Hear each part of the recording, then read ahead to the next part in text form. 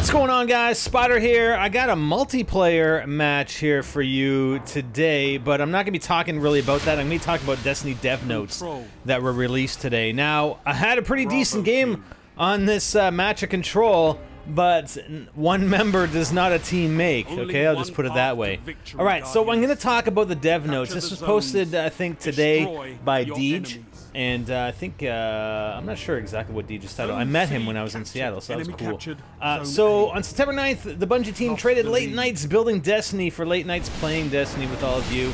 And the last 2 weeks, they found a lot of stuff that they want to work on, and they are talking about doing a lot of these things. Some of these things have been patched today, some will be in the future. So loot. He who shall not be named. Long ago, during development, the Cryptarch decoded engrams of a given color into gear of that same color, and I'll link you to this article if you want to read it.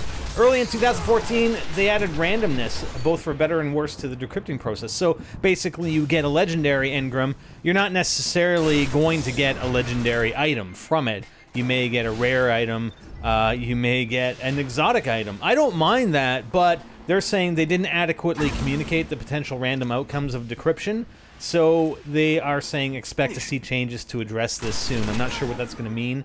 I don't know if a legendary will give you a legendary. Maybe it will. I guess we'll see. I don't mind, because it was like, oh, what am I going to get? And I got an exotic a couple of times from a legendary engram, which was awesome. Alright, Destiny the Cave. The social experience of a cave farming run is amazing. The herding to get a team of guardians all behind the line and firing in the right direction. The rush to grab the loot, the scramble when the panic wave starts. The beckoning glow from inside the cave. The speed at which the community organized around this activity was inspiring and humbling to us, but shooting at a black hole for hours on end isn't our dream for how Destiny is played. Alright, they increased this respawn rate of the enemies in that cave. In a bunch of caves. And I talked about that already earlier today, so that's done. Reward celebration.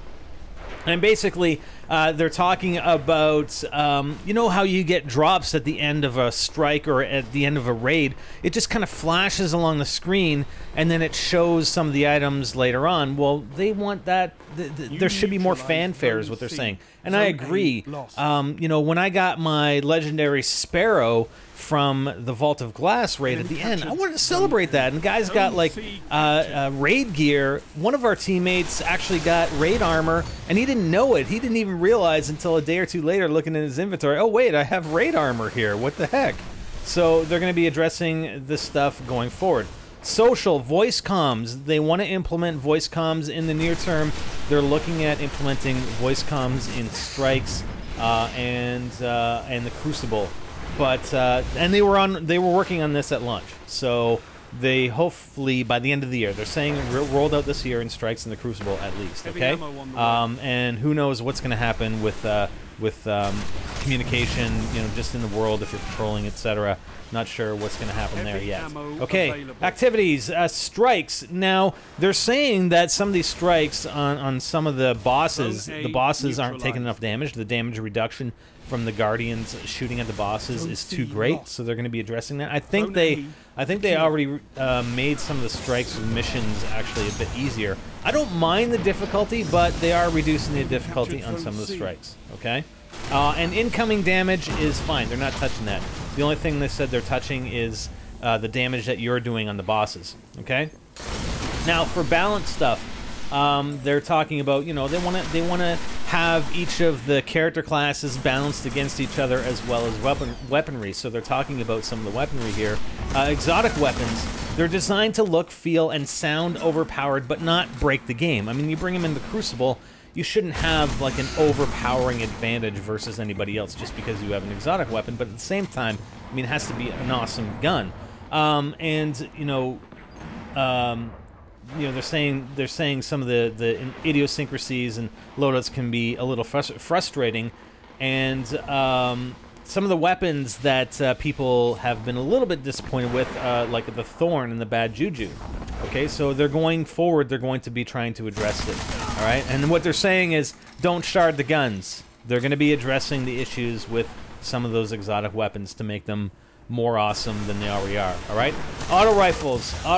Today the auto rifle is too effective at long range because a lot of times it wins against scout rifles and snipers at very long range, which really they shouldn't be. I mean, if you have equal players, The scout rifle should be taking you down before an auto rifle. The auto rifle shouldn't just stick to your head, right? So they're looking at nerfing the auto rifles at range a little bit. Scout rifles, they're not hitting hard enough. They're saying they're not hitting hard enough, especially at range. I mean, if you're landing your shot, you should be doing some significant damage, and they're saying that they're a little bit underpowered at range right now, so they're going to be addressing that. And the final item here is the shotguns, and this is probably a good one. I mean, I don't know. A lot of people are running shotguns, and they're very, very effective. I get one shot by shotguns, you know, the 1-2 punch, right? The shotgun quick melee, and you're done. And obviously, they're designed for close quarters, but I think what Bungie is saying is that their damage output, especially at a bit of range, is still a bit too high. So, and this is their words right here. Today's shotguns are effective beyond their intended range, especially when upgraded with that intention. Expect changes soon to address shotguns, which push, I like these words, which push the envelope of what it means to be close quarters. That's pretty awesome. I do like that. So they are going to be doing something with the shotguns.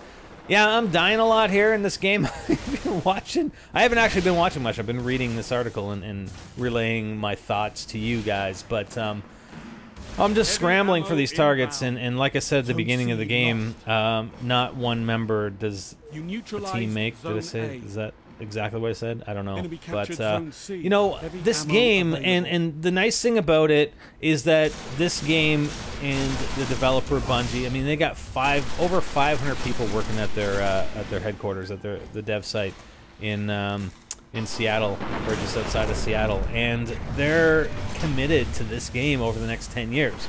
You know, they're not working on the next 3-year game cycle that you're not going to see for 3 years, okay? Their intention is to have you play this game on an ongoing basis, so they're going to keep on top of it. I'm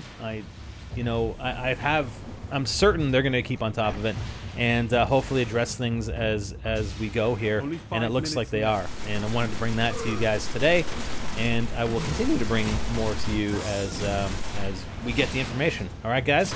So yeah, there we go. I don't think I end up with. I think I cut it off at the end score. I didn't see the results, but you saw the scoreboard there. I'm pretty high up on my team, and yeah, that's about it. So hope you guys enjoyed. That's it. I'm Spotter, and I'm out.